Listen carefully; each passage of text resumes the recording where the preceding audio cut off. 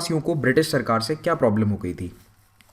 जब अंग्रेज़ों ने भारत में अपना शासन स्थापित किया बंगाल एरिया में सबसे पहले 1765 से, जब टैक्स कलेक्शन अंग्रेज़ों के हाथ में आया, तो उसके बाद ब्रिटिश जो रूल है वो धीरे धीरे पहाड़ों की तरफ बढ़ने लगा था। पहले बंगाल के प्लेन्स तक सीमित था, लेकिन अब वो बढ़कर झारखंड, छोटा नागपुर प्लाटो, उड़ीसा, इन सभी के जो ट्राइबल एरियाज़ हैं वहाँ तक पहुँच गया था। और ट्राइबल्स अपने इन ज़मीनों के अधिकार छीनने से नाराज़ थे।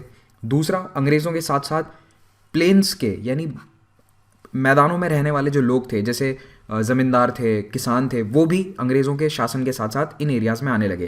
पहले आदिवासियों के डर के कारण या फिर उनकी अपनी टेरिटरी प्रोटेक्ट करने के कारण कोई भी मैदानी इलाकों का व्यक्ति वहाँ जाकर खेती करना या फिर कोई बिजनेस सेटअप करने का काम नहीं करता था। लेकिन जब अंग्रेज़ वहाँ पहुँचे तो उन्होंने एक सेंस ऑफ सिक्योरिटी दिया, और जिसके कारण प्लेन से भी कई लोग आकर वहाँ पे अपना काम धंधा करने लगे। और उनमें सबसे बड़ा रोल था मनी लेंडर्स, यानी कि कर्ज देने वालों का।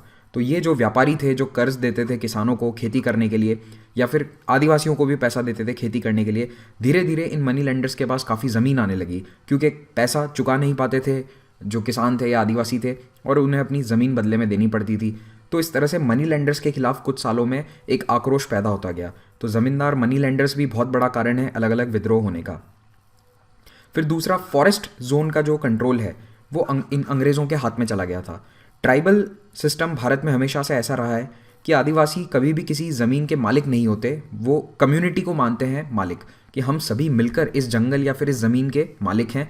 कोई भी ये नहीं कहता कि ये प्लॉट मेरा है, ये घर मेरा है, ऐसा नहीं होता। ये ज़मीन का टुकड़ा मेरा, ये वाला कॉन्सेप्ट है ही नहीं। प्लेन्स में होता था कि हाँ ये खेत इस व्यक्ति का है, ये खेत फलाना व्यक्ति का है, लेकिन ट्राइबल कल्चर में ऐसा कोई कॉन्सेप्ट नहीं है। झूम कल्टीवेशन होता था, तो एक एरिया में खेती करी, फिर कुछ दूसरे एरिया में शिफ्ट हो गए, तो कोई ये नहीं कहेगा कि तुम मेरे एरिया में क्यों आ रहे हो। लेकिन अंग्रेज़ों ने इसे थोड़ा सा चेंज किया। वो फॉरेस्ट के ऊपर अपना कंट्रोल चाहते थे, फॉरेस्ट प्रोडक्ट्स पे अपना कंट्रोल चाहते थे, तो वो रेगुलेशंस लेकर आने लगे। फाइनली क्रिश्चियन मिशनरीज़ की भी भारत में इस वक्त जो एक्टिविटीज़ हैं वो बढ़ गई थी, और ट्राइबल एरियाज़ में उन्होंने प्रोजिलाइटेशन का काफ़ी काम करा, यानी कि क्रिश्चियन धर्म को बढ़ाने का धर्मावलंबियों ने बहुत काम किया। स्कूल्स खोले, हॉस्पिटल्स खोले, चर्चेस खोले, और वहाँ पे धर्म परिवर्तन का काम भी शुरू होता है। तो ये जो क्रिश्चियन मिशनरीज़ की एक्टिविटी थी, कुछ लोग इसके भी खिलाफ थे, तो इसीलिए ये भी एक रीज़न बनकर उभरा। खास करके मुंडा रेबेलियन में ये कारण था। फिर आते हैं मुंडा रिवोल्ट पे। तो मुंडा revolt 1899-1900, Birsa Munda famous leader हैं, ये उनका स्टैचू है जो वहाँ झारखंड में आपको मिलेगा कई जगह। अगेन एरिया है छोटा नागपुर रीजन, मेनली जो रांची के आसपास का एरिया है, साउथ ऑफ रांची जो एरिया है वो इसका मेन सेंटर था, और इसे उलगुलन भी कहा जाता है। उलगुलन लोकल भाषा में ग्रेट रिवोल्ट को कहते हैं। लीडर थे बिरसा मुंडा। ये बिरसा मुंडा की एक तस्वीर है। बिरसा मुंडा केवल 20 साल के एक नौजवान थे जब ये अपने एरिया के एक लीडर के रूप में उभरे। तो मुंडा रेबेलियन जो है वो रेबेलियन के साथ साथ एक सोशल रिफॉर्म मूवमेंट भी था। बिरसा मुंडा जो थे वो 20 साल की उम्र में ही अपने आप को कहने लग गए थे कि मैं एक भगवान हूँ या फिर भगवान का रूप हूँ, और अपनी उनकी पूजा करी जाती थी। और इन्होंने कहा था कि जो नई प्रैक्टिसेस आ गई हैं, जो ख़राब प्रैक्टिसेस आ गई हैं हमारे समाज में, उन्हें बदल दिया जाए, उन्हें रोक दिया जाए। तो इस तरह से ये एक सोशल रिफॉर्म मूवमेंट का भी काम करना चाहते थे बिरसा मुंडा, और साथ साथ में पॉलिटिकल मूवमेंट भी था। मुंडास जो हैं वो एक सिस्टम फॉलो करते थे जिसे कहते हैं खुंट कटीदार सिस्टम।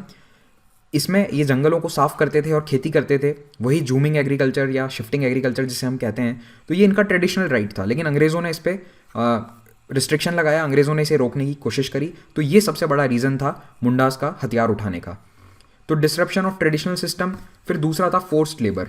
देखिए, जब आपका ट्रेडिशनल लाइफस्टाइल या आपका जो पारंपरिक पेशा खत्म हो जाता है तो आप क्या करोगे, आप किसी और क्या नौकरी करोगे।